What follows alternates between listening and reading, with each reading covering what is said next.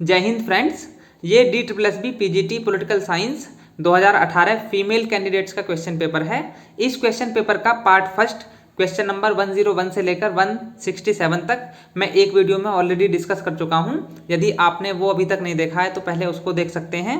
जो साथी नए हैं चैनल पर उनको मैं बताता चलूँ कि इस प्लेटफॉर्म पर मैं पॉलिटिकल साइंस के कॉम्पिटिटिव एग्जाम्स की प्रिपरेशन के लिए वीडियो लेकर आता हूँ और रेगुलर एक वीडियो हम लोग कोशिश करते हैं कि अपलोड हो।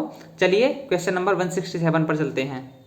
आप लोग थोड़ा सा वॉलंटियर करिए और कोशिश कीजिए कि कम से कम राजनीति विज्ञान के किसी एक विद्यार्थी के साथ आप चैनल को शेयर करें ताकि बाकी लोग भी चैनल के साथ जुड़ सकें।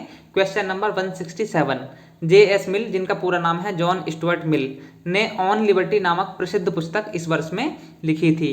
तो इसका सही ऑप्शन है ऑप्शन सी 1859 में। इसके अलावा उसकी दो और फेमस किताबें हैं। एक है 1861 की कंसीडरेशंस ऑन रिप्रेजेंटेटिव गवर्नमेंट और दूसरी है 1869 की subjection of women. Next question, question number 168, Athenian शिक्षा का पाठ्यक्रम इतने चरणों में विभाजित था, यानी एथेंस की जो एजुकेशन सिस्टम था वो कितने चरणों में विभाजित था। तो इसका सही आंसर है ऑप्शन बी, 3 चरणों में। आपको पता होगा कि प्लेटो ने एक किताब लिखी रिपब्लिक और उस पर रूसो ने एक कमेंट किया था कि रिपब्लिक न्याय पर नहीं बल्कि शिक्षा पर लिखा गया अभी तक का सर्वश्रेष्ठ ग्रंथ है। तो एथेंस का निवासी था प्लेटो और उसने अपनी शिक्षा पद्धति को 3 चरणों में विभाजित किया था। तो इसका सही आंसर हुआ बी। अगला क्वेश्चन पढ़ते हैं, क्वेश्चन नंबर 169, प्लेटो के जीवन में बदलाव का क्षण 399 ईसा पूर्व में आया जब वह इतने वर्ष के थे। इसको थोड़ा सा ध्यान से पढ़िए आप। प्लेटो का जन्म बताया जाता है 428 या 427 ईसा पूर्व का और 399 में उसके गुरु थे सुकरात, उनको विष का प्याला देकर मृत्युदंड दिया गया था। तो उस समय वो 28 वर्ष के होंगे, लेकिन आंसर की में सही माना गया है 24 वर्ष को। मेरे हिसाब से 28 वर्ष बिल्कुल ठीक है, क्योंकि बिल्कुल एकदम मैथमेटिक्स है, उसमें कुछ भी दो राय नहीं है। तो आंसर की के अनुसार ऑप्शन ए और मेरे अनुसार ऑप्शन बी इसमें सही होगा। उसके जीवन में मोड़ तब आया था जब 399 ईसा पूर्व में उसके गुरु यानी सुकरात को मृत्युदंड दिया गया था। और इसके अलावा सुकरात को मृत्युदंड दिया गया था उस समय वहाँ पर एक डेमोक्रेटिक सिस्टम था, यानी लोकतांत्रिक सरकार थी। तो इसीलिए प्लेटो का लोकतंत्र से मोहभंग हो गया था और उसने ये विचार दिया कि लोकतंत्र एक खराब शासन प्रणाली है, उसकी जगह पर दार्शनिक राजाओं का, बहुत पढ़े लिखे और अनुभवी राजाओं का शासन होना चाहिए। उसका दार्शनिक राजा का सिद्धांत भी बहुत फेमस है। इसके विपरीत अरस्तु, जो प्लेटो का शिष्य था, उसने किसी व्यक्ति के शासन की बजाय विधि के शासन की बात की थी और उसने कहा था कि विधि आवेश से रहित विवेक है, इसलिए विधि का शासन होना चाहिए। लेकिन एक सिद्धांत के रूप में रूल ऑफ लॉ को प्रतिपादित करने का श्रेय ब्रिटिश कानूनविद A.V. डाइसी को जाता है और उनकी एक किताब का नाम है an introduction to the study of law of the constitution. चलिए अगले क्वेश्चन की तरफ बढ़ते हैं। क्वेश्चन नंबर 170, सर्वहारा की तानाशाही किसकी संकल्पना है? डिक्टेटरशिप ऑफ प्रोलेटरेट किसकी संकल्पना है? तो इसका सही आंसर है ऑप्शन बी, यानी कार्ल मार्क्स की। आपको पता होगा कार्ल मार्क्स ये कहता है कि पूंजीवादी अवस्था जिसमें शोषण चरम पर होगा तो मजदूर मिलकर के एक क्रांति कर देंगे और उसके बाद सर्वहारा वर्ग की तानाशाही आएगी।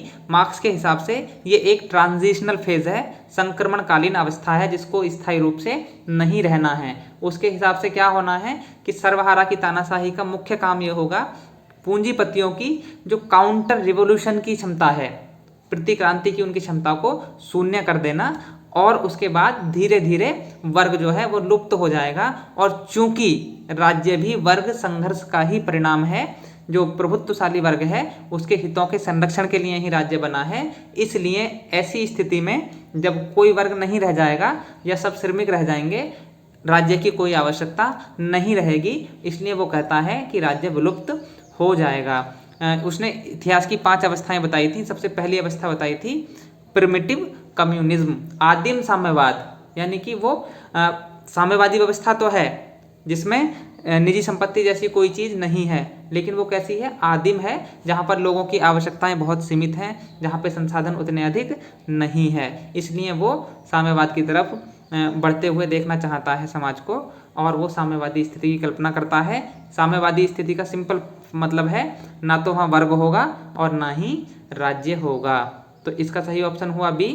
अगले क्वेश्चन है क्वेश्चन नंबर 171। चीन में सांस्कृतिक क्रांति, कल्चरल रिवॉल्यूशन इसके नेतृत्व में हुई थी। तो इसका सही आंसर है ऑप्शन ए, माओ जुंग। इनका नाम है माओ त्से तुंग, क्योंकि चीनी भाषा में लिखा होता है तो माओ जदे दोंग भी लिखा होता है कई जगह, तो माओ त्से तुंग बोलते हैं बेसिकली। ऑप्शन ए सही है। लेट दी 100 फ्लावर्स ब्लूम, सैकड़ों फूलों को खिलने दो। और इससे उसका आशय ये था कि जो विभिन्न विचारधाराओं के लोग हैं, जो अलग अलग मत रखते हैं, जो विरोधी मत के लोग भी हैं, उनको भी अपनी बात रखने दो। लेकिन उसका परिणाम ये हुआ कि जिन भी लोगों ने साम्यवादी व्यवस्था के खिलाफ अपनी बात रखी, कोई आवाज़ उठाई, कोई विचार दिया, उन सबको कुचल दिया गया। माओ त्से तुंग ने ये कहा था कि परमाणु बम कागज का शेर है, पेपर्स टाइगर कहा था उसको। Question number 172। राजनीति शास्त्र राज्य के साथ आरंभ और समाप्त होता है। Political science begins and ends with the state. ये कथन किसका है? तो ये बहुत सिंपल क्वेश्चन है, आप सब लोग जानते होंगे। इसका सही आंसर है ऑप्शन सी, प्रोफेसर गार्नर। उनकी किताब है political science and government. Basically राजनीति विज्ञान के विषय क्षेत्र के संबंध में जो परंपरागत मत है उसमें 3 बातें मानी जाती हैं। कुछ लोग ये मानते हैं कि राजनीति विज्ञान राज्य का अध्ययन है, कुछ कहते हैं राजनीति विज्ञान सरकार का अध्ययन है, और कुछ कहते हैं कि राजनीति विज्ञान राज्य और सरकार दोनों का अध्ययन है। तो जो पहला मत है उसके साथ जुड़े हुए हैं professor Garner. Question number 173। US के संविधान में शक्तियों के पृथक्करण की संकल्पना, सेपरेशन ऑफ पावर थियरी का कंसेप्ट कहाँ से लिया गया है? इस पे मैं काफ़ी बार डिस्कस भी कर चुका हूँ। ऑप्शन बी इसका सही आंसर है, मॉन्टेस्क्यू। मॉन्टेस्क्यू ने ही पहली बार शक्ति पृथक्करण के सिद्धांत को प्रतिपादित किया था। यद्यपि इसकी झलक हमें अरस्तू के, लॉक के और ब्लैकस्टोन के विचारों में देखने को मिलती है, लेकिन इसको एक सिद्धांत बना देने का श्रेय मॉन्टेस्क्यू को जाता है। मॉन्टेस्क्यू एक फ्रांसीसी विचारक है जिसकी 1748 की एक बुक है द स्पिरिट ऑफ लॉज। इस सिद्धांत को उसने इंग्लैंड के अनुभव के आधार पर दिया था, लेकिन आपको मालूम है कि इंग्लैंड में संसदीय व्यवस्था, parliamentary form of government exist करती है, जहां पर शक्ति पृथक्करण का सिद्धांत पूर्ण रूप से लागू नहीं होता है। इसलिए बाद के विश्लेषकों ने कहा था कि कहीं ना कहीं मॉन्टेस्क्यू अपने विश्लेषण में गलत था। चलिए जो भी रहा हो, लेकिन इस सिद्धांत को पहली बार संविधान में अंगीकार किया यूएस के संविधान निर्माताओं ने 1787 में, 1787 में वहाँ पर फिलाडेल्फिया कॉन्फ्रेंस में संविधान बनकर तैयार हुआ और 1789 में उसे लागू किया गया। अमेरिकी संविधान दुनिया का पहला लिखित संविधान है, ये आपको मालूम होना चाहिए। Question number 174। ब्रिटिश सरकार ने भारत में बंगाल विभाजन कब रद्द किया? तो बंगाल विभाजन जो लॉर्ड कर्जन ने किया था 1905 में, उसको 1911 में, उस समय लॉर्ड हार्डिंग भारत के गवर्नर जनरल थे, उन्होंने उसको निरस्त कर दिया था। 1911 में एक और घटना घटी थी, भारत की राजधानी को कलकत्ता से दिल्ली स्थानांतरित किया गया था, ट्रांसफर किया गया था। Question number 175। संप्रभुता, सॉवरेनिटी निम्नलिखित में से राज्य का कौन सा आधार है? आध्यात्मिक, स्पिरिचुअल, भौतिक, फिजिकल, प्राकृतिक, नेचुरल, इनमें से कोई नहीं। आपको मालूम होगा राज्य के क्रमशः 4 तत्व हैं, population, defined territory, government and sovereignty. Sovereignty को सोल ऑफ द स्टेट कहा जाता है, वो राज्य का लीगल बेसिस है, तो इसलिए इनमें ऑप्शन होगा डी सही, इनमें से कोई नहीं। क्वेश्चन नंबर 176 को इंग्लिश में देखते हैं, क्योंकि हिंदी ट्रांसलेशन एकदम फॉल्टी है। According to Aristotle, which is the bad government of the rich? अमीरों की बुरी सरकार अरस्तु के अनुसार कौन सी है? तो अरस्तु अपने सरकारों के डिवीजन के लिए बहुत फेमस है, और वो ये मानता है कि ये साइक्लिक मैनर में चलती हैं, चक्रीय हिसाब से चलती हैं और लगातार चेंज होती रहती हैं। सरकार और संविधान में होने वाले परिवर्तन को ही अरस्तु क्रांति की संज्ञा देता है। क्रांति के सिद्धांत के लिए बहुत फेमस है, तो इसको थोड़ा सा समझते हैं, उसके सरकारों का डिवीजन क्या है। सरकारों के डिवीजन के अरस्तु ने 2 आधार अपनाए, पहला संख्या और दूसरा गुण, यानी कि नंबर, और दूसरा क्वालिटी। संख्या में एक व्यक्ति की सरकार कुछ व्यक्तियों की सरकार और अधिकतम व्यक्तियों की सरकार। गुण के हिसाब से उसने कहा कि यदि शासक वर्ग, जो शासक है, जो शासन में है, वो जनहित में शासन कर रहा है, सबके हित में शासन कर रहा है, या फिर वो अपने हित में शासन कर रहा है। तो चलिए समझते हैं। एक व्यक्ति यदि जनहित में शासन करता है तो उसकी सरकार को मोनार्की कहते हैं, और वही व्यक्ति यदि स्वहित में शासन करने लगे, निरंकुश हो जाए, तो उसको टायरेनी कहते हैं। कुछ व्यक्ति कुलीन वर्ग के यदि जनहित में शासन करें तो उसको एरिस्टोक्रेसी कहेंगे, और यदि वो ही जनहित में शासन ना करके अपने हित में, अपने वर्ग के हित में शासन करने लगें तो उसको हम ओलिगार्की यानी अल्पतंत्र या वर्गतंत्र कहेंगे। अधिकतम व्यक्ति यदि सभ्य तरीके से अच्छे ढंग से शासन करते हैं तो उसको पोलिटी कहता है वो, और यदि वो विकृत हो जाए तो उसको डेमोक्रेसी कहता है। डेमोक्रेसी को आज हम दुनिया की सबसे अच्छी सरकार मानते हैं, लेकिन अरस्तु डेमोक्रेसी का शब्द नकारात्मक अर्थ में करता है। तो अरस्तु के हिसाब से सबसे अच्छी सरकार कौन सी है? उसने बताया है कि मिक्स्ड कॉन्स्टिट्यूशन, मिश्रित संविधान, उसके हिसाब से सबसे अच्छी सरकार है।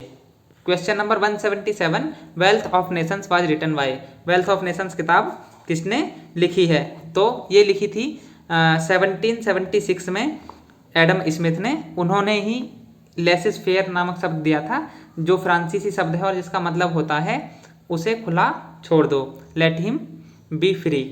Question number 178, interest groups are found. Interest groups यानी हित समूह यहाँ पाए जाते हैं। ओनली इन डेमोक्रेटिक कंट्रीज, केवल लोकतांत्रिक देशों में। इन कैपिटलिस्ट सोसाइटी, केवल पूंजीवादी समाज में। ओनली इन टोटलिटेरियन कंट्रीज, केवल सर्वसत्तावादी देशों में। इन ऑल कंट्रीज, या सभी देशों में। तो इसमें सही ऑप्शन आंसर की के हिसाब से है option D, in all countries. यद्यपि जो सक्रिय दबाव समूह है या दबाव समूह की सबसे मुख्य भूमिका डेमोक्रेटिक कंट्रीज में ही होती है। क्वेश्चन नंबर 179, एक हित समूह दबाव समूह में परिवर्तित हो जाता है। कब हो जाता है? बल प्रयोग का आश्रय लेता है, अपने सदस्यों के हित में कानून लागू करने के लिए सरकार पर दबाव बनाता है, असंवैधानिक तरीकों का सहारा लेता है, सरकार को पंगु बनाने के लिए सामान्य हड़ताल और बंद का आश्रय लेता है। तो इसमें ऑप्शन बी एकदम सही है, अपने सदस्यों के हित में कानून लागू करने के लिए सरकार पर दबाव बनाता है। हित समूह यानी इंटरेस्ट ग्रुप और प्रेशर ग्रुप में बहुत माइनर डिफरेंस है। हित समूह ऐसे व्यक्तियों का समूह है जो कॉमन हित के आधार पर संगठित हो जाते हैं। दोनों की पद्धति में थोड़ा सा अंतर है।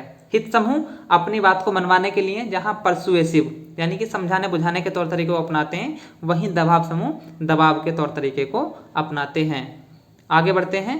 क्वेश्चन नंबर 180, निम्नलिखित में से कौन सा विशेषताओं का एक समूह संसदीय लोकतंत्र में कार्यपालिका की शाखा के रूप में नौकरशाही से संबंधित है परंतु मंत्रालय से नहीं?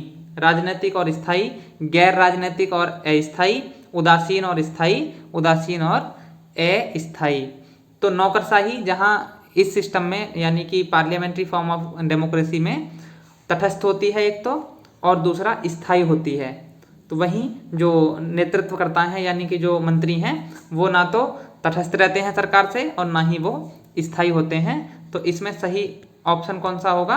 ऑप्शन सी, उदासीन और स्थायी। क्वेश्चन नंबर 181, निम्नलिखित में से किस विद्वान ने तर्क दिया कि चुनावी प्रणाली दलीय प्रणाली की प्रवृत्ति निर्धारित करती है? ऑप्शन बी सही है, मॉरिस डुवर्जर। मॉरिस डुवर्जर एक फ्रांसीसी विद्वान हैं जिन्होंने 1954 में पॉलिटिकल पार्टीज नाम की एक किताब लिखी थी, और उसमें उसने, ये बहुत इंपॉर्टेंट क्वेश्चन है, 4 प्रकार के राजनीतिक दलों की बात की थी। पहला था कैकस, दूसरा ब्रांच, तीसरा सेल और चौथा militia. Caucus, branch, cell, militia. Question number 182, एक का मुक्त विकास सभी के मुक्त विकास के लिए शर्त है, यह इसका प्रमाण है। तो ये कम्युनिस्ट समाज यानी कि साम्यवादी समाज का एक प्रमाण चिन्ह है जहां पर एक का मुक्त विकास सभी के मुक्त विकास की शर्त बन जाता है। अगला क्वेश्चन है क्वेश्चन नंबर 183, पुस्तक न्यू डेस्पोटिज्म इसके द्वारा लिखी गई। न्यू डेस्पोटिज्म एक बहुत फेमस किताब है जिसको लिखा था लॉर्ड चीफ जस्टिस लॉर्ड हैवार्ट ने। ये लॉर्ड चीफ जस्टिस थे ब्रिटेन के, 1929 में उन्होंने ये किताब लिखी थी। क्वेश्चन नंबर 184, एडम स्मिथ, रिकार्डो माल्थस और जेएस मिल विकास के निम्नलिखित में से किस सिद्धांत से जुड़े हुए हैं? क्लासिकल, न्यू क्लासिकल, मार्क्सिस्ट या उद्यमी सिद्धांत? तो ये इसमें ऑप्शन ए सही है। ये सभी क्लासिकल सिद्धांत से जुड़े हुए हैं। जो लोग पॉलिटिकल इकोनॉमी पढ़े होंगे वो भी जानते होंगे कि पॉलिटिकल इकोनॉमी भी हम इनको क्लासिकल पॉलिटिकल इकोनॉमिस्ट के रूप में पढ़ते हैं। थोड़ा सा इनके बारे में और जानते हैं। माल्थस ने 1798 में 1798 में एक किताब लिखी थी, an essay on the principles of population, और वो जनसंख्या सिद्धांत से जुड़े हुए विद्वान हैं। जहाँ तक रिकार्डो का सवाल है तो वो लगान सिद्धांत के लिए बहुत फेमस हैं, और उनकी किताब है on the principles of political economy and taxation, on the principles of political economy and taxation 1817। Adam Smith के बारे में हम पढ़ चुके हैं, जेएस मिल के बारे में भी जान चुके हैं। आगे चलते हैं। क्वेश्चन नंबर 185, विकास के किस सिद्धांत की वकालत करने वाले विकास के सतत और क्रमिक विकास में विश्वास रखते हैं? उद्यमी का सिद्धांत, आर्थिक परिपक्वता का सिद्धांत, शास्त्रीय सिद्धांत या नवशास्त्रीय सिद्धांत? तो इसमें भी सही है ऑप्शन सी, शास्त्रीय सिद्धांत, classical theory. Question number 186, UNDP द्वारा अपनाया गया मानव विकास सूचकांक ह्यूमन डेवलपमेंट इंडेक्स दर्शाता है कि प्रति व्यक्ति आय नागरिकों की बेहतरी का अच्छा संकेत है, प्रति व्यक्ति आय अकेले मानव विकास के लिए एक पर्याप्त संकेत नहीं है। ऑप्शन बी एकदम सही है। उसने ये माना कि प्रति व्यक्ति आय एकमात्र संकेतक नहीं है मानव विकास का। ये जो कंसेप्ट है ये जुड़ा हुआ है, एक पाकिस्तानी अर्थशास्त्री थे महबूब उल हक, इन्होंने ह्यूमन डेवलपमेंट का जो कंसेप्ट है वो दिया था। इसको यूएनडीपी द्वारा अपनाया गया और यूएनडीपी द्वारा ही मानव विकास सूचकांक जारी किया जाता है। बेसिकली इसमें 3 बातें आती हैं, एक तो लाइफ एक्सपेक्टेंसी, दूसरा एजुकेशन और तीसरा है ए डिसेंट स्टैंडर्ड ऑफ लाइफ। 3 चीज़ें इसमें काउंट होती हैं। तो ये हुआ क्वेश्चन नंबर 186। क्वेश्चन नंबर 187, देश के आर्थिक निष्पादन इकोनॉमिक परफॉर्मेंस का सबसे अधिक उपयोग किए जाने वाला मापक है? तो ऑप्शन ए सही है, सकल घरेलू उत्पाद, GDP, gross domestic product. Question number 188, Greek शब्द पोलिस से संदर्भित है, इससे क्या आशय है? तो ग्रीक शब्द है पोलिस, इसका मतलब है नगर राज्य। प्लेटो और अरिस्तु के समय में वहाँ पर नगर राज्य ही हुआ करते थे, और प्लेटो ने तो एक आदर्श राज्य की जनसंख्या 5040 निर्धारित की थी। क्वेश्चन नंबर 189, राष्ट्रवाद नेशनलिज्म 19वीं सदी में दृढ़ता पूर्वक निम्नलिखित में से किस देश में स्थापित हुआ? तो इसका सही आंसर है जर्मनी। जर्मनी के बारे में मैं पहले भी डिस्कस कर चुका हूँ। क्वेश्चन नंबर 190, किस राजनीतिक लेखक ने निम्नलिखित शब्दों में राष्ट्रीयता नेशनैलिटी को परिभाषित किया? धर्म की भांति राष्ट्रीयता व्यक्तिनिष्ठ है, मनोवैज्ञानिक एक मानसिक स्थिति, एक आध्यात्मिक कब्जा, एक महसूस करने, सोचने और रहने का तरीका। तो ये जो कोटेशन है, परिभाषा है, ये है जिमर्न की। इन्होंने एक किताब लिखी थी, जिमर्न ने, इंग्लिश स्कॉलर हैं बेसिकली ये, nationality and government, nationality and government. Question number 191, किसे एक राजनीतिक दार्शनिक माना जा सकता है? पॉलिटिकल फिलोसोफर किसको कह सकते हैं? प्लेटो, सेंट थॉमस एक्विनास, रूसो, उपयुक्त सभी। सही ऑप्शन है, आपको भी मालूम लग गया होगा, उपयुक्त सभी। प्लेटो यूनान का प्रथम राजनीतिक दार्शनिक है। राजनीतिक दार्शनिक बेसिकली उसको कहते हैं जो किन्हीं विषयों पर गंभीरतम चिंतन करते हैं, और इसके अलावा बेसिकली उचित क्या है, अनुचित क्या है, गलत क्या है, सही क्या है, अच्छा क्या है, बुरा क्या है, श्रेष्ठ क्या है, वरेण्य क्या है, इस सब के आधार पर किन्हीं निष्कर्षों पर पहुंचते हैं। जैसे प्लेटो ने कहा कि दार्शनिक राजा का शासन अच्छा शासन है, डेमोक्रेसी एक बुरा शासन है। तो ये तीनों ही जो विचारक हैं ये पॉलिटिकल फिलोसफर्स की श्रेणी में आते हैं। सेंट थॉमस एक्विनास मध्ययुगीन विचारक हैं। ये बेसिकली कानूनों के डिवीजन के लिए जाने जाते हैं राजनीति विज्ञान में। क्वेश्चन नंबर 192, किसने अपनी पुस्तक यूटोपिया में आदर्श राज्य का दर्शन किया? तो यूटोपिया बहुत फेमस किताब है, 1516 में लिखी थी ये सर थॉमस मोर ने, और इसमें इन्होंने एक आदर्श टापू की कल्पना की थी। तब से जो भी लोग काल्पनिक बातें करते हैं, आदर्श बातें करते हैं, उनको यूटोपियन कहा जाने लगा। आपने पढ़ा होगा यूटोपियन सोशलिस्ट, यूटोपियन समाजवादी, जिसमें Saint Simon, Robert Owen, Charles Fourier जैसे विद्वानों के नाम आते हैं। कार्ल मार्क्स ने इनको यूटोपियन सोशलिस्ट कहा था, क्योंकि उसके हिसाब से इन्होंने एक आदर्श समाजवादी व्यवस्था की कल्पना तो की थी, लेकिन उसकी स्थापना के लिए कोई मार्ग नहीं सुझाया था। तो ये हुआ 1516 sir Thomas More. Question number 193, Lucian W Pye ने पॉलिटिकल डेवलपमेंट के लक्षणों को इस रूप में वर्णित किया है। तो लूसियन पाई ने राजनीतिक विकास के 3 लक्षण बताए हैं, समता, क्षमता और विभेदीकरण। ऑप्शन सी एकदम सही है, समता, क्षमता और विभेदीकरण, यही इनका क्रम भी है।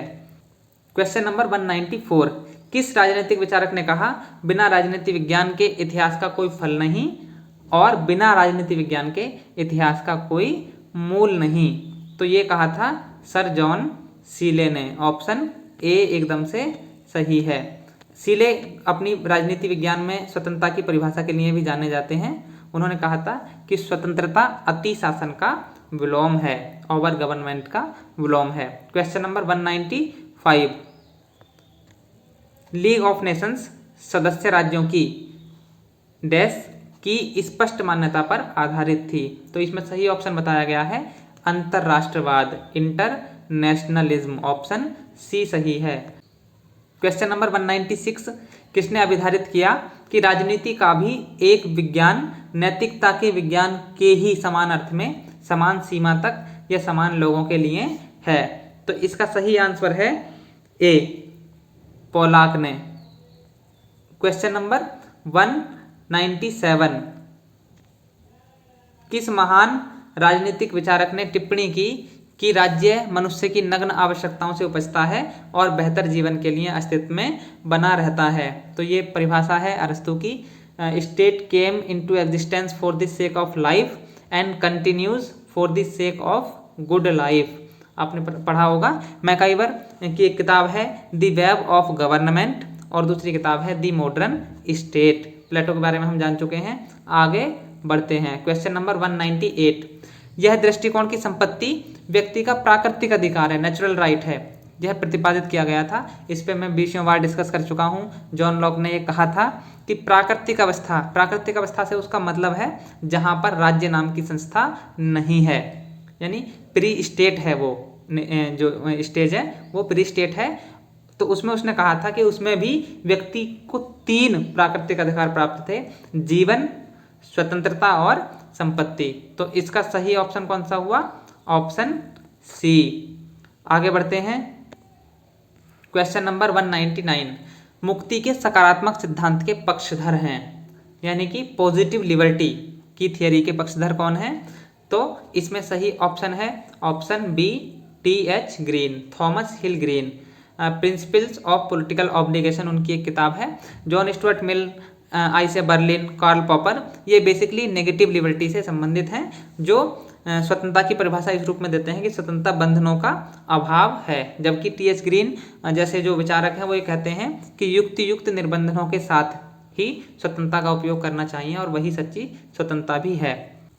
क्वेश्चन नंबर 200, बेंथम डैश के सिद्धांत का पक्षधर था?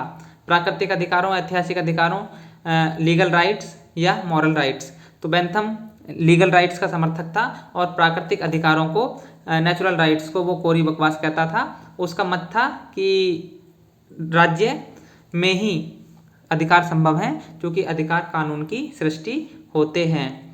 क्वेश्चन नंबर नेक्स्ट 201, आनुपातिक समानता का सिद्धांत इसने प्रतिपादित किया। तो आनुपातिक समानता का सिद्धांत दिया था ऑप्शन ए, अरस्तु ने। अरस्तु राजनीति विज्ञान का जनक है। वो अपने क्रांति के सिद्धांत, दासता के सिद्धांत के लिए जाना जाता है।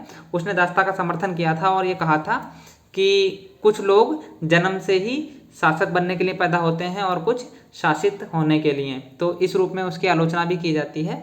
आगे बढ़ते हैं।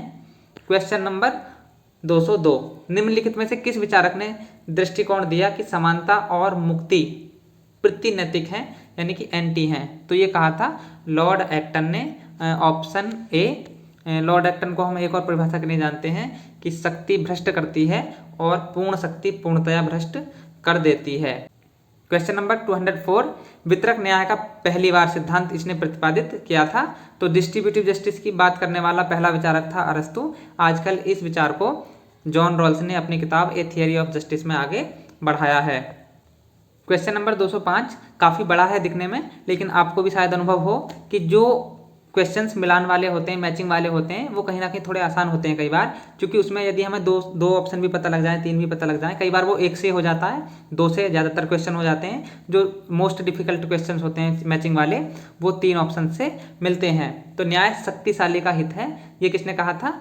थ्रेसिमैकस ने। दूसरा, न्याय अपना कार्य करना है जो उसकी प्रवृत्ति के साथ समरस होता है, यानी अपनी प्रवृत्ति के हिसाब से कोई काम करना ही न्याय है। तो ये आपको पता होगा, प्लेटो का कंसेप्ट है। न्याय अंतिम रूप से सामाजिक ऐक्यता, सोशल सॉलिडरिटी का सिद्धांत है। ये है लियोन डिग्विड का। डिग्विड बेसिकली एक कानून के विद्वान हैं। न्याय साफ गोई है, जस्टिस एज फेयरनेस। इसकी बात किसने की थी? इसकी बात की थी जॉन रॉल्स ने, और उन्होंने 1985 में एक लेख लिखा था जस्टिस एज फेयरनेस के नाम से। तो इसका जब आप मिलान करेंगे तो आपको ऑप्शन ए सही मिलेगा। क्वेश्चन नंबर 206, वह परिकल्पना जो चुनाव प्रणाली और दलीय प्रणाली के बीच संबंध स्थापित करती है क्या कहलाती है? मोस्का की परिकल्पना, रॉबर्ट मिशेल का सिद्धांत, वेबर का सिद्धांत, या राष्ट्रपति? तो इसमें ऑप्शन डी ठीक क्या हुआ है, राष्ट्रपति। ये मुझे भी स्पष्ट नहीं हो पाया कि इनके पीछे कौन सा तर्क है। ऑप्शन डी ठीक है, राष्ट्रपति। क्वेश्चन नंबर 207, निम्नलिखित में से किसे एक नागरिक अधिकार माना जाता है? सार्वजनिक रोजगार का अधिकार, बोलने और अभिव्यक्ति की स्वतंत्रता, चुनने और चुने जाने का अधिकार, संपत्ति का अधिकार। तो इसमें सही ऑप्शन है ऑप्शन बी। ऑप्शन बी यानी कि बोलने और अभिव्यक्ति की स्वतंत्रता का अधिकार। आगे बढ़ते हैं। क्वेश्चन नंबर 208, डैश में मुक्ति का सिद्धांत राजनीतिक होने की बजाय विधि शास्त्रीय है, यानी लिबरलिज्म जो है वो किस देश में राजनीतिक होने की बजाय विधि शास्त्रीय है? तो इसका सही ऑप्शन है ऑप्शन सी, यानी कि फ्रांस। क्वेश्चन नंबर 209, निम्नलिखित में से किसने यह दृष्टिकोण दिया कि यदि न्याय को हटा दिया जाए तो राज्य लुटेरों का झुंड बन जाएगा? यह है सेंट ऑगस्टाइन का स्टेटमेंट, आपने शायद पहले पढ़ा होगा। तो ऑप्शन सी सही होता है। Question number next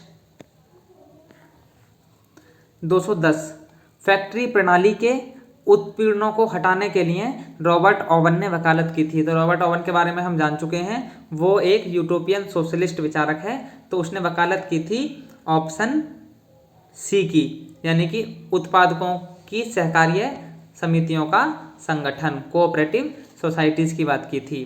question number 211, निम्नलिखित में से कौन से कथन संप्रभुता के बहुलवादी सिद्धांत प्लूरलिस्ट थियरी के साथ निरंतर हैं या मैच खाते हैं? तो आपको पता होगा संप्रभुता की बेसिकली 2 थियरीज मैं बताता हूँ। एक है मोनिस्टिक थियरी ऑफ सॉवरेनिटी और दूसरी है प्लूरलिस्टिक थियरी ऑफ सॉवरेनिटी।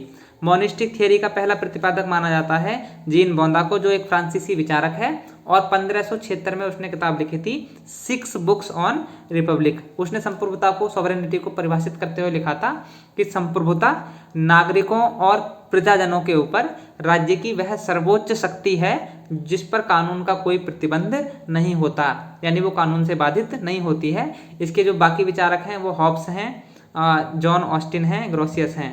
लेकिन इसके विपरीत एक प्लूरलिस्टिक थियरी है, यानी बहुलवादी सिद्धांत है संप्रभुता का। वो ये मानते हैं कि संप्रभुता केवल और केवल राज्य में निहित नहीं है, बल्कि जो बाकी ऑर्गेनाइजेशंस हैं, जो बाकी संगठन हैं, वो भी संप्रभुता को साझा करते हैं। तो चलिए इसमें देखते हैं कौन सा ऑप्शन सही है। तो ऑप्शन ए इसमें सही आंसर है, ऑप्शन ए, यानी 1, 2 और 3, ये 3 स्टेटमेंट सही हैं। कौन कौन से हैं? हालांकि राज्य भी एक संघ है, प्रतिरोधी ताकतों पर कब्जा राज्य को अन्य संघों पर एक सर्वोच्च अधिकार प्रदान करता है, ठीक बात है। राज्य में संघ उतने ही वास्तविक और स्वयं संपन्न है जितना राज्य है, कानून राज्य से पहले आता है। तो इन्होंने इसमें ऑप्शन ए ठीक बताया हुआ है। आगे बढ़ते हैं। क्वेश्चन नंबर 212, मार्क्स के अनुसार राजनीति है वर्ग संघर्षों को बढ़ाने की युक्ति, वर्ग प्राबल्य का एक उपकरण, यानी एक वर्ग द्वारा दूसरे को डोमिनेट करने की एक मशीनरी। तो ऑप्शन बी ही ठीक है इसमें, वर्ग प्राबल्य का एक उपकरण। क्वेश्चन नंबर नेक्स्ट 213, निम्नलिखित में से कौन सा राज्य के उद्भव का सिद्धांत उदारवाद द्वारा स्वीकार किया जाता है। तो राज्य की उत्पत्ति के बहुत सारे सिद्धांत हैं। शक्ति सिद्धांत है, दैवी सिद्धांत है, सामाजिक संविदा सिद्धांत है, ऐतिहासिक सिद्धांत है, मार्क्सवादी सिद्धांत है, और भी कई सारे सिद्धांत हो सकते हैं। तो इसमें सही ऑप्शन है ऑप्शन सी, यानी कि ऐतिहासिक सिद्धांत, हिस्टोरिकल थियरी, जो ये मानता है कि राज्य एक दिन में नहीं बना है, बल्कि इसका धीरे धीरे विकास हुआ है इतिहास की विभिन्न अवस्थाओं में। क्वेश्चन नंबर 214, यह विचार किसने प्रतिपादित किया कि राज्य नैतिक विचार का वास्तविकीकरण है? तो ये विचार दिया था हीगेल ने। हीगेल जर्मन का आदर्शवादी दार्शनिक है और वो राज्य को पृथ्वी पर ईश्वर का अवतरण मानता है। द्वंद्वात्मक प्रणाली से संबंधित है, जिसमें उसने कहा था कि वाद, प्रतिवाद और संवाद की प्रक्रिया सतत रूप से चलती रहती है और उसका मुख्य प्रेरक होता है विचार, आइडिया, जो राष्ट्र राज्य पर जाकर संपूर्ण हो जाता है। क्वेश्चन नंबर 215, हेराल्ड लासवेल की politics who gets what when how पर चर्चा करती है। किस पर चर्चा करती है? तो ये बेसिकली पूंजीवादी राजनीति के सामाजिक निहितार्थ, यानी कि ऑप्शन सी पर चर्चा करती है।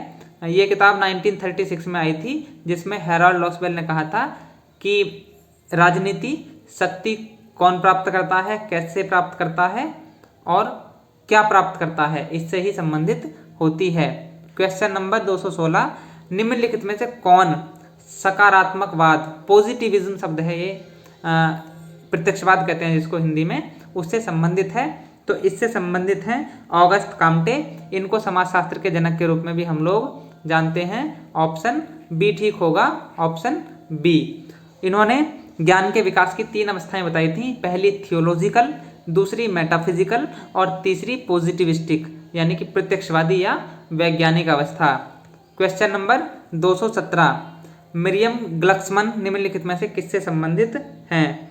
तो मरियम ग्लक्समन बेसिकली ये संबंधित हैं संरचनावाद से, स्ट्रक्चरलिज्म से।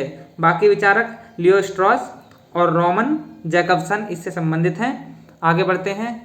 क्वेश्चन नंबर 218, संकेतों के एक वृहद विज्ञान यथा लक्षणिकता में भाषाविदों को केंद्रीय भूमिका के बारे में किसने बताया?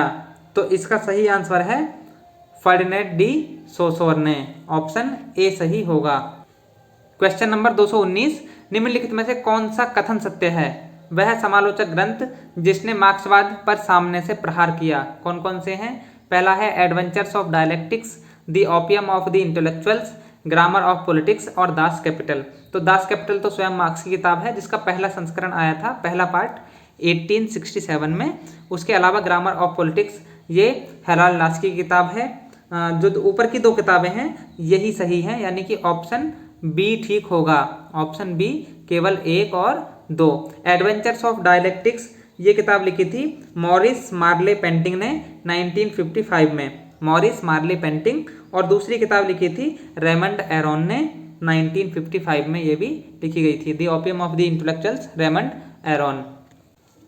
Question number 220, J A. थॉम्सन द्वारा लिखे गए अनुच्छेद द हिबर्ट जर्नल में निम्नलिखित में से कौन सा शब्द प्रयोग किया गया था? तो इसमें सही आंसर बताया गया है ऑप्शन सी, उत्तर आधुनिकतावाद, पोस्ट मॉडर्निज्म। पोस्ट मॉडर्निज्म से जुड़े हुए बाकी विचारक हैं लियोटार्ड, फूको और डेरिडा। क्वेश्चन नंबर 221, निम्नलिखित में से कौन सी उत्तर आधुनिकतावाद, पोस्ट मॉडर्निज्म की विशेषता नहीं है? तो इसमें सही आंसर है ऑप्शन सी, यानी कि 1, 2 और 3 उत्तर आधुनिकतावाद की विशेषताएं नहीं हैं। डी, यह आधुनिकतावाद के पक्ष में है, ये विशेषता इसमें सही आंसर बताई गई है। Question number 222, gene François Leotard एक दार्शनिक थे। तो ये बेसिकली उत्तर आधुनिकतावाद से जुड़े हुए एक दार्शनिक हैं जो फ्रांस से संबंधित हैं। ये questions basically contemporary political theory से पूछे गए हैं और इस पर एक बहुत अच्छी किताब है प्रोफेसर नरेश दधीच की, समकालीन राजनीतिक सिद्धांत, जो रावत पब्लिकेशन से प्रकाशित हुई है। उसकी मोटी मोटी बातें आप थोड़ा पढ़ जाइएगा, जैसे उत्तर आधुनिकतावाद से कौन लोग संबंधित हैं, अस्तित्ववाद से कौन लोग संबंधित हैं, नारीवाद से कौन लोग संबंधित हैं, उसमें सारे थियरीज आपको मिल जाएंगी। बस उन लेखक और उनकी किताबें पढ़ते जाइएगा। क्वेश्चन नंबर 223, निम्नलिखित में से कौन सा सत्य है? अपनी पुस्तक थियरी ऑफ जस्टिस में प्लेटो न्याय सिद्धांत को डैश के बीच सद्भाव के सिद्धांत के रूप में देखता है। तो पहली बात तो यह ट्रांसलेशन गलत हो गई है। प्लेटो ने थियरी ऑफ जस्टिस नाम की कोई किताब नहीं लिखी है। ये theory of justice John Rawls की किताब है। ये question basically theory of justice यानी प्लेटो की जो थियरी है जस्टिस की, जिसको उसने रिपब्लिक में दिया है, उससे संबंधित है। तो इसमें ऑप्शन सी सही है, यानी केवल 3, वो 3 वर्ग बताता है और उनकी आत्मा के 3 ही तत्व बताता है। और ये कहता है कि यदि प्रत्येक व्यक्ति अपनी जो उसकी मूलभूत उसका गुण है उसके हिसाब से अपना काम करे बेहतर ढंग से, तो वही जस्टिस है। Question number 224, which of the following is correct? Aristotle in his work Nicomachean Ethics distinguished between. तो अरस्तु ने 2 प्रकार के न्याय की बात की थी, पहला डिस्ट्रीब्यूटिव जस्टिस और दूसरा रेसिप्रोकल जस्टिस। तो इसमें ऑप्शन सी सही होगा, 1 only. Question number 225, which one of the following is या आर इनकरेक्ट? निम्नलिखित में से कौन से गलत है या हैं? John Rawls original position is a condition. John Rawls ने अपनी थियरी ऑफ जस्टिस देते समय, यानी कि न्याय का सिद्धांत देते समय, एक ओरिजिनल पोजीशन की बात कही है, जिसमें बैठ करके जो रैशनल नेगोशिएटर्स हैं वो न्याय के सिद्धांत विहित करते हैं। तो इसमें ऑप्शन सी सही है, यानी कि 3 only. Individuals have more knowledge about their status. तो ये मानता है कि जो लोग वेल ऑफ इग्नोरेंस, अज्ञानता के पर्दे के पीछे बैठकर ओरिजिनल पोजीशन में न्याय के सिद्धांत बना रहे होते हैं, वो एकदम स्वतंत्र होते हैं, तार्किक होते हैं। दूसरी बात, वो वेल ऑफ इग्नोरेंस के पीछे होते हैं, लेकिन उन भविष्य में जो न्याय के सिद्धांत बना रहे हैं, जिस सोसाइटी को वो बनाने जा रहे हैं, उसमें उनकी पोजीशन क्या होगी, उनका स्टेटस क्या होगा, वो उनको ज्ञात नहीं होता है। ऑप्शन सी सही होगा। Question number 226, which one of the following is or are incorrect? निम्नलिखित में से कौन से गलत है या हैं? The 3 principles of entitlement enunciated by Robert Nozick in his theory of justice are. कौन से सिद्धांत हैं 3? तो इसमें क्वेश्चन नंबर 226 में ऑप्शन सी सही है, यानी कि 1, 3 and 4 only. Principles of just acquisition, principle of just transfer and principle of rectification. 1974 में रॉबर्ट नॉजिक ने एक किताब लिखी थी, एनार्की स्टेट एंड यूटोपिया, और वो नव उदारवाद की स्वेच्छातंत्रवादी यानी कि लिबर्टेरियन धारा से संबंध रखता है। Question number 227, match the following and select the correct code. निम्नलिखित को सुमेलित कीजिए और सही कोड का चयन कीजिए। रॉबर्ट नॉजिक, तो इसका सही है तीसरा, anarchy state and utopia. Michael Walzer, spheres of justice किताब है उनकी, और ये समुदायवादी विचारक हैं। माइकल वोल्जर, माइकल सैंडेल और Charles Taylor. J S. Mill, the subjection of women. Ronald Dworkin की किताब है टेकिंग राइट्स सीरियसली। तो इसमें सही ऑप्शन होगा 227 का ए, यानी कि ये वाला। Question number 228, match the following and select the correct code. निम्नलिखित को सुमेलित कीजिए और सही कोड का चयन कीजिए। पॉलिटिकल पार्टिसिपेशन, तो इसमें इसको मिलाएंगे हम लोग चौथे से, यानी कि पॉलिटिकल मोबिलाइजेशन से। लिबर्टेरियनिज्म, इसको किससे मिलाएंगे? तो इसको मिलाएंगे हम लोग इंडिविजुअलिज्म से। कम्युनिटेरियनिज्म, इसको मिलाएंगे यूनिवर्सलिज्म से। और पॉलिटिकल टॉलरेशन को मिलाएंगे वर्च्यू ऑफ ए सिटीजन से। इस हिसाब से हमारा ऑप्शन बी सही होगा। Option B, 4, 3, 2, 1।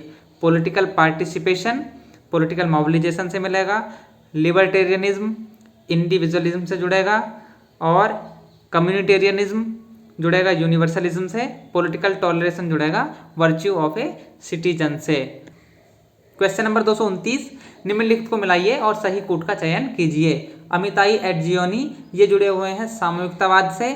Will किमलिका, multi culturalism यानी बहुसंस्कृतिवाद से। मैरी वॉल्स्टनक्रॉफ्ट नारीवाद से जुड़ी हुई हैं। और ऑस्कर रिजॉर्ड लेंस, ये बाजार समाजवाद से जुड़े हुए हैं। तो इसमें सही ऑप्शन होगा 229 का ए। मल्टी कल्चरल सिटीजनशिप 1995 की किताब है विल किमलिका की। क्वेश्चन नंबर 230, निम्नलिखित को मिलाइए और सही कोड चुनिए। संरचनावाद, तो इसको मिलाएंगे संरचना करने से। उत्तर आधुनिकतावाद, इसको मिलाएंगे हम लोग आधुनिक वास्तुकला से असंतुष्ट होने से, महानगरवाद को मिलाएंगे अन्य संस्कृति को समझने से, और बहुसंस्कृतिवाद को मिलाएंगे समूह अधिकारों से। इस हिसाब से हमारा ऑप्शन सी सही होगा, ऑप्शन सी। आगे बढ़ते हैं। क्वेश्चन नंबर 231, निम्नलिखित को मिलाइए और सही कूट का चयन कीजिए। चीन, संयुक्त राज्य अमेरिका, यूके और यूएस, और डी है फ्रांस। तो इसमें हम लोग मिलाते हैं, चीन को मिलाएंगे बाजार समाजवाद से, संयुक्त राज्य अमेरिका को मिलाएंगे हम लोग सामुदायिकतावाद से, और यूके यूएस को मिलाएंगे नारीवाद से, फ्रांस को मिलाएंगे ढांचावाद से। तो इसमें ये ऑप्शन ए सही हो जाएगा, ऑप्शन ए। क्वेश्चन नंबर 232, निम्नलिखित को मिलाइए और सही कूट का चयन कीजिए। ये 4 किताबें दी हुई हैं, उनके सन हैं। थियरी ऑफ जस्टिस 1971 की किताब है जॉन रॉल्स की। ऑन लिबर्टी 1859 की किताब है जेएस मिल की। रशियन थिंकर्स, ये किताब थोड़ी नई भी है और महत्वपूर्ण भी है, आइजिया बर्लिन की किताब है बेसिकली ये। और इसके अलावा जो two treatise on civil government है, ये 1689 की किताब है। इसमें एक भी सन ठीक नहीं दिया हुआ है उसके हिसाब से। तो ऐसे में 232 का ऑप्शन जो ठीक दिया हुआ है आंसर की में, वो है बी, ऑप्शन बी, 3, 1, 2, 4। यानी कि रशियन थिंकर्स जो किताब है उसको इन्होंने माना है दूसरा, यानी कि 1978 की आइजिया बर्लिन की किताब है रशियन थिंकर्स। क्वेश्चन नंबर 233, निम्नलिखित को मिलाइए और सही कूट चुनिए। Ronald Dworkin, Robert Nozick, Isaiah Berlin और माइकल वॉल्जर। तो बेसिकली इनके कंसेप्ट दिए हुए हैं ये, इन्होंने कौन कौन से कॉन्सेप्ट दिए हैं। ऑप्शन डी ठीक है, इसमें हम लोग टिक कर देते हैं ऑप्शन डी, यानी कि ए का चौथा, रोनाल्ड डार्किन का राइट्स एज ट्रम्प, विजय के रूप में अधिकार। रॉबर्ट नॉजिक से जुड़ा हुआ है थियरी ऑफ एंटाइटलमेंट, आइजिया बर्लिन से जुड़ा हुआ है पॉजिटिव एंड नेगेटिव लिबर्टी, और माइकल वॉल्जर से जुड़ा हुआ है कॉम्प्लेक्स इक्वालिटी। तो इसको आप चारों को याद कर लीजिए। ऐसा क्वेश्चन भी बन सकता है केवल कि पॉजिटिव और नेगेटिव लिबर्टी का कंसेप्ट किसने दिया है, थियरी ऑफ एंटाइटलमेंट किसकी है। तो इन चारों को याद करेंगे, 4 क्वेश्चन आपके तैयार हो जाते हैं। क्वेश्चन नंबर 234, निम्नलिखित को मिलाइए और सही कूट चुनिए। सोशल कैपिटल, राजनीतिक हस्तांतरण, राजनीतिक प्रतिरोध और राजनीतिक क्रांति। तो चलिए मिलाना शुरू करते हैं। इसमें सही ऑप्शन है ऑप्शन सी, ऑप्शन सी, यानी कि ए का दूसरा।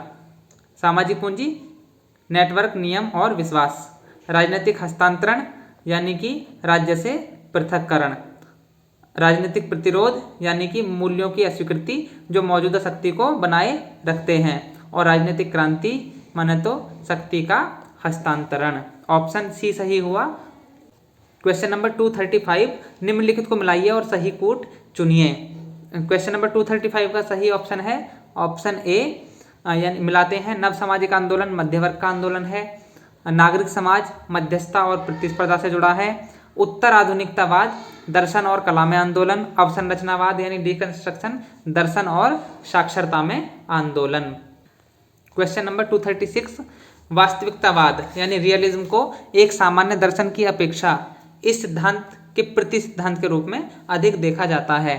तो इसको आदर्शवाद आइडियलिज्म के प्रति सिद्धांत यानी काउंटर थियरी के रूप में अधिक देखा जाता है।